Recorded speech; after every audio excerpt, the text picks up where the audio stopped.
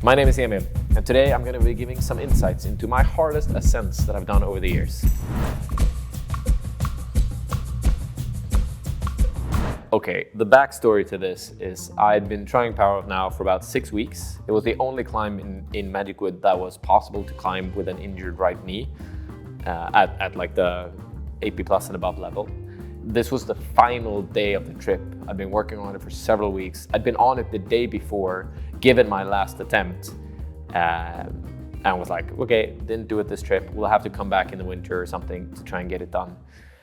But there was one more day that was possible to climb it on. The problem was it was gonna rain like crazy. So I put up a massive tarp on top of the boulder. And since it's an easy top out, it was actually possible to protect it from the serious storm that was ongoing.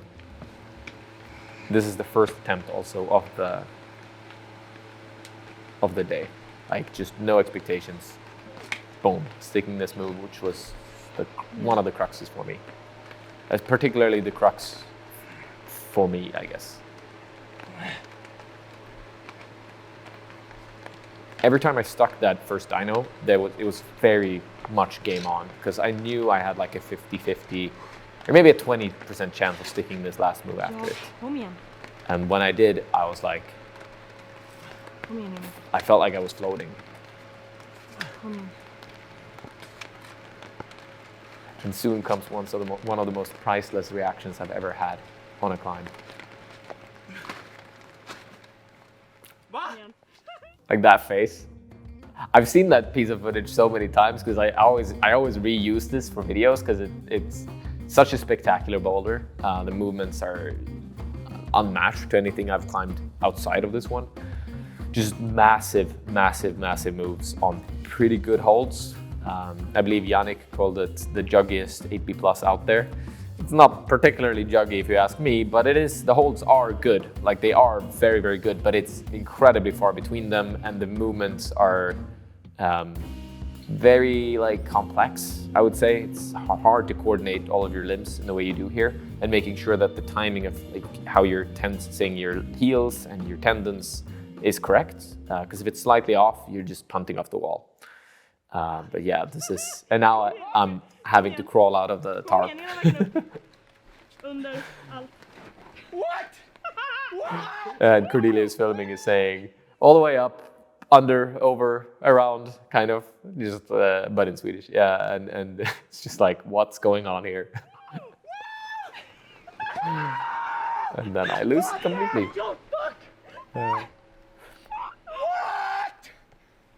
What? Yeah. What? This is a moment. How is this possible? What? First go of the day in a fucking rainstorm. What? What? Yeah. Yes. Oh my God. I actually have a list of boulders I've done in unreasonable conditions. And not just like stick conditions, just unreasonable environments and moments in time where I'm very much actively trying to figure out why my brain works that way, that when I have no expectations, things go so much better than when I do. And my expectations this day was basically just try and enjoy some movements, try and climb because it's fun to climb. But I had no expectations that I could actually climb this thing and send it particularly. So crazy moments, straight up crazy moments.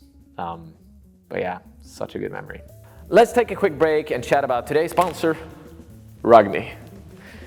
That was, sorry, I had to pause. That was so perfect. Wow, okay. Basically, Rugby just released this channel, and in the first 2 months of its inauguration, you can win a full year supply of the Magdust. All you have to do is hit subscribe and drop us a comment, and you can be one of the lucky winners. This will happen every single week, so you don't want to miss any of the videos for the first 2 months of the Rugby channel. Let's get back to the hard ascents. Right, next up, one of my favorite climbs in the world, the story of two worlds. This was like the culmination of a lot of years focusing on grades and trying to progress using those as your metrics. And since climbing this one, I've unfortunately slightly lost that edge of really trying to climb higher and higher grades, which this might be a bit of a controversial take, but I actually miss that a lot. Because when I was really trying to break into new plateaus, new grades, that's when I progressed the most in a way. And this was like the last one where I properly wanted to climb something because it was a grade, but of course also because it's a boulder. But it was like, I had the intention that I was trying to climb a grade. And during the process of working on this one, I kind of lost that love for grades. It sounds weird, but it's really how it was. So when I actually did climb it, it wasn't like, oh, I climbed 8C. It was just, I climbed another boulder. Now I want to climb more boulders. And since then, that's pretty much what I've done. I'm mostly focusing on boulders that I think are pretty and that I think are inspiring, which is of course a fantastic way to enjoy climbing, but it doesn't help you progress in the same way as when you're chasing grades, which is kind of ironic and for me, quite interesting psychologically.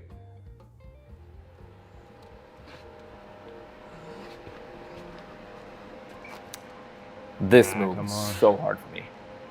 So hard. Yeah, come on. Yeah. It basically breaks down to the thing that I've climbed so far is like the first boulder, and then you climb into a second boulder in a way, because it's quite a long climb.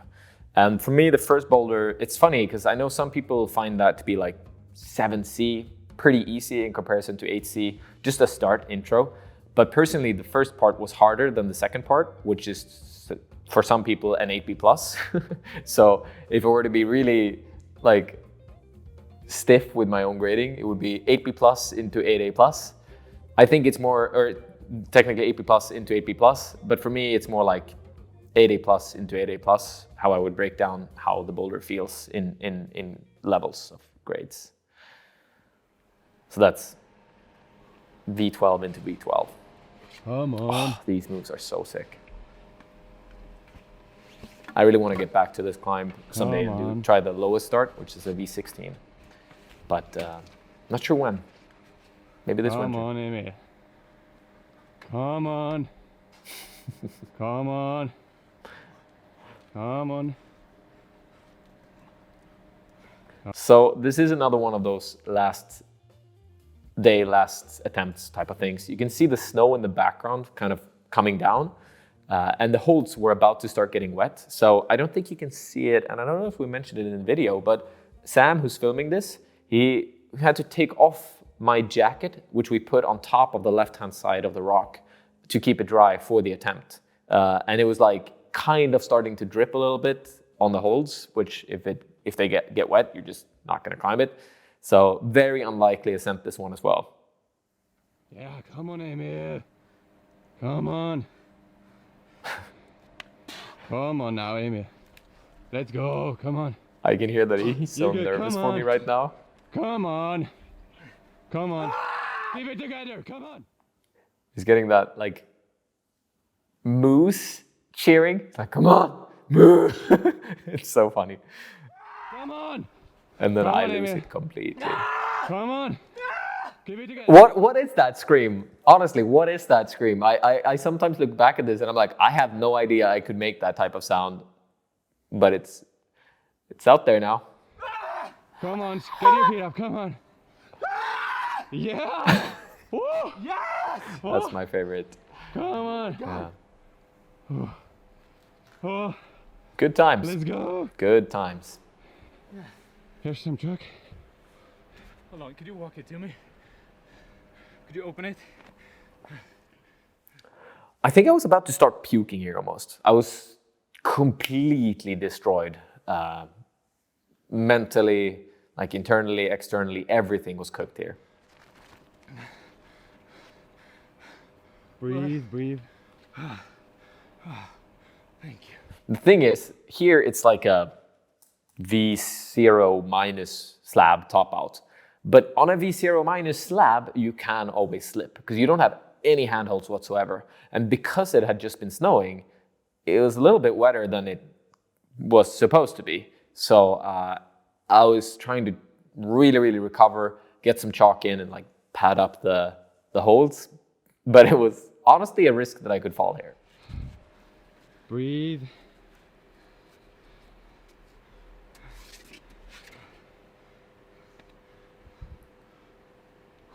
Breathe, come on. You're good, come on, breathe.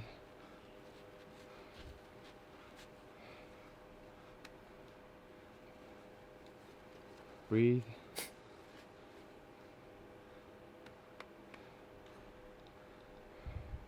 Gently tapping the holds. I was so nervous. Well, soonish. I hope. Soonish. Breathe, breathe. You're good, dude.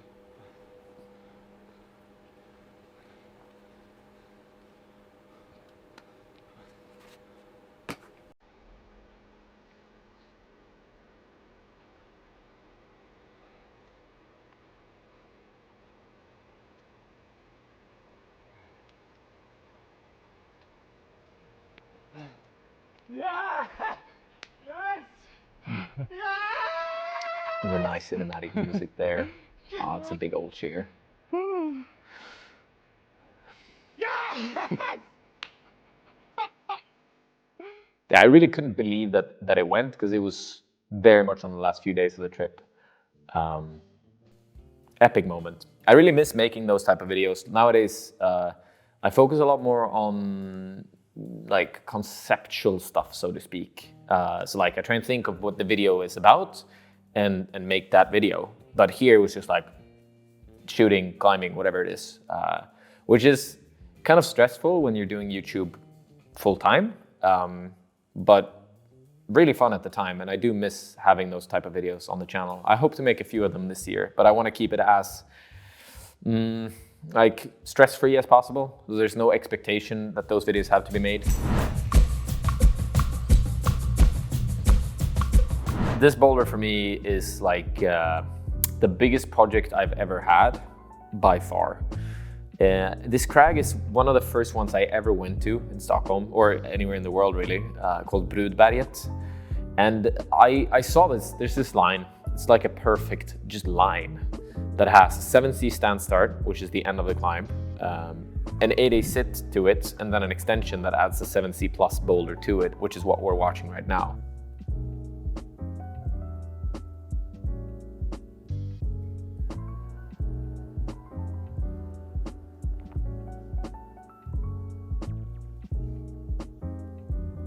So this rest right here is like, I don't think I'll ever forget how this rest feels, because I mean, at the time when I did this climb, 8A was kind of my limit. I'd done one 8A plus or something, I believe, but 8B was very much limits, very, very much limits.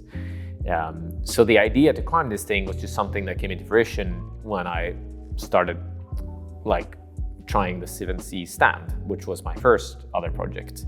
And I obsessed about all these three lines separately. First the 7C plus, then the 8A, and then the 8B.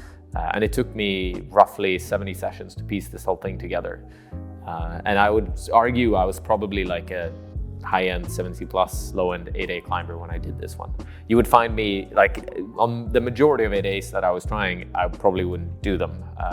I was struggling immensely with that grade.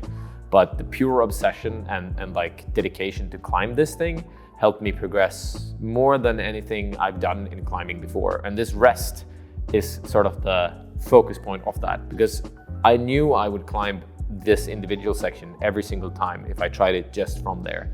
So it was all about being able to recover enough in this jug to execute on what I knew I could do. It's a perfect like 90-degree, pretty deep edge that you're recovering on, but in a steep roof, and you're trying to recenter your brain to get to the top of this thing.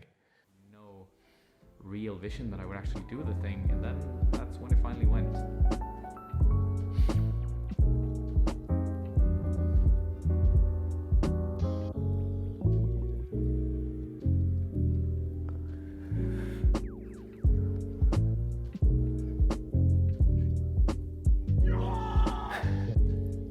So psyched there. Yeah, I mean, Queen Mother, it's a memory for life. The way it happened was I would go out there in minus 25 degrees Celsius, which is like minus 4 Fahrenheit. obsessively trying it, obsessively wanting to do it, getting so close every single session, but never being able to piece together the 7C after having done the bottom part. And the way it went was completely random. I wasn't intending to go to that crag that session. It was just one of those things where you wanted to go out rock climbing but didn't know where else to go. I was going to take a break from the climb for a little while, and somehow it just happened. And I was like, it changed my mindset towards climbing forever, working on that boulder. And I kind of want that process again, but haven't been able to achieve quite the same thing since then, because it's just, I guess the Big Island is the closest I am to it right now, but it's far away and it's hard to obsess about it in the same way. I'm dreaming about the Big Island day in, day out, but more in like a,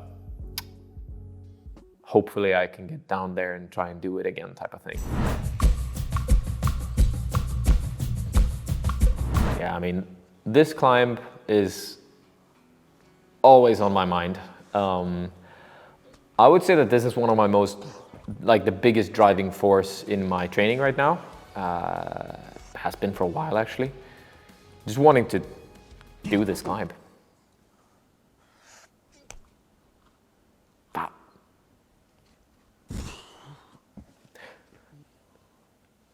I also got another boost of Psych on it quite recently. I met Adam Ondra in Flatanger and we started chatting a bunch about it because he just did the low start to it, the 9A version called Soudain Seul. And it was incredibly inspiring to chat with him about the climb and about his process in bouldering and kind of what he thought about it. And just got me so psyched to get back on it. So right now I am actually training 100% with this as my focus. And I have had a full year of basically constantly being injured, which has sucked. But now I feel like I'm somewhat out of it, the injury phase anyways. And all of my training is dedicated towards getting stronger for this type of climbing. So hopefully this winter I'll be back and can get close to wrapping it up. It's so funny how psyched I get from those microscopic movement, like making slight progress on each climb. On the Big Island, it's a ton of that for me. I've made incremental progress since the first time I tried it, and I hope to keep on making incremental progress until I do it. And that type of progression on a climb is what makes projecting so incredibly inspiring to me and gets me so psyched to do it always.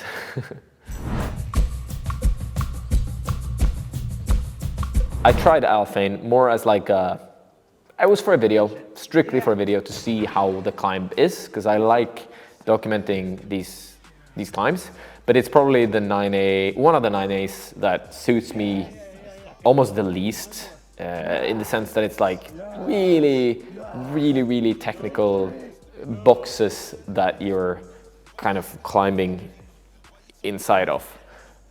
There's very little explosive power and big moves. You're just constantly tensed up and you have to use a climbing style that I'm not particularly good at. Not saying the rest of the 9As would be a breeze for me. It's more like this one isn't really anything that I'm ever aspiring to do.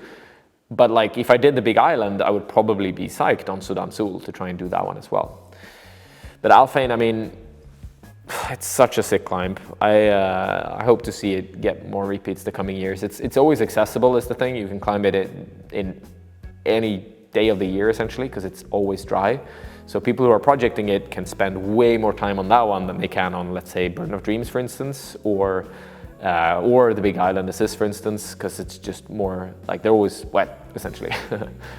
That was it for my hardest ascents. I hope you enjoyed sticking with me and chatting about them.